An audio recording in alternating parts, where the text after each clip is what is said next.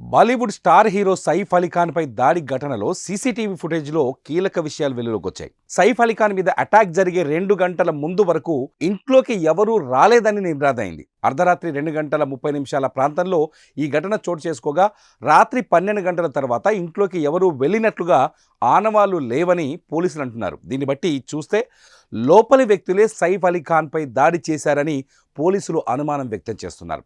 లోపల సైఫ్పై అటాక్ జరుగుతుంటే సెక్యూరిటీ గార్డులు ఏమయ్యారనే కోణంలో పోలీసులు విచారిస్తున్నారు. ఇదిలా ఉంటే సైఫ్ పిల్లల బెడ్రూమ్ దగ్గరే పని మనిషితో దుండగుడి ఘర్షణకు దిగడం మరింత షాక్కు గురిచేస్తోంది. దుండగుడు పని మనిషి మధ్య గొడవ జరుగుతుంటే అలికిడి విని సైఫ్ బయటకు రావడంతో అతనిపై దుండగుడు కత్తితో దాడి చేసినట్లు తెలుస్తోంది. అయితే దుండగుడి టార్గెట్ సైఫా లేక అతని పిల్లల అనే కోణంలో కూడా పోలీసులు విచారణ జరుపుతున్నారు.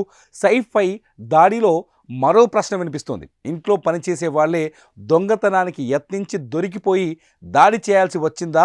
సైఫ్ శత్రువులు పని వాళ్లతో ఏమైనా హత్యకు కుట్ర చేశారా అనే అనుమానం రావడంతో ఆ దిశగా కూడా పోలీసులు విచారణ చేస్తున్నారు.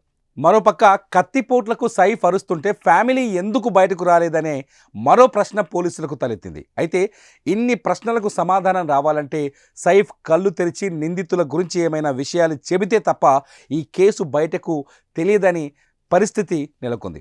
మరోవైపు సైఫ్ అలీ ఖాన్ ఆరోగ్యంపై ముంబైలోని లీలావతి ఆసుపత్రి డాక్టర్లు కీలక ప్రకటన చేశారు.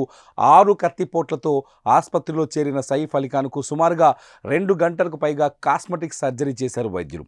ఈ సర్జరీలో సుమారు 2 నుంచి 3 అంగుళాల పొడవు ఉన్న ఓ వస్తువుని బయటకు తీశారు.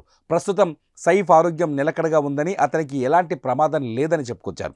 మరికొన్ని రోజుల్లో డిశ్చార్జ్ చేస్తామని కూడా చెప్పారు. దీంతో అతని ఫ్యాన్స్ ఊపిరి పీల్చుకున్నారు. ఈ విషయం తెలియగానే సినీ ప్రముఖులు, రాజకీయ నాయకులు ట్విట్టర్ వేదికగా స్పందిస్తూ సైఫ్ అలీ ఖాన్ త్వరగా కోలుకోవాలని కోరుకుంటున్నారు.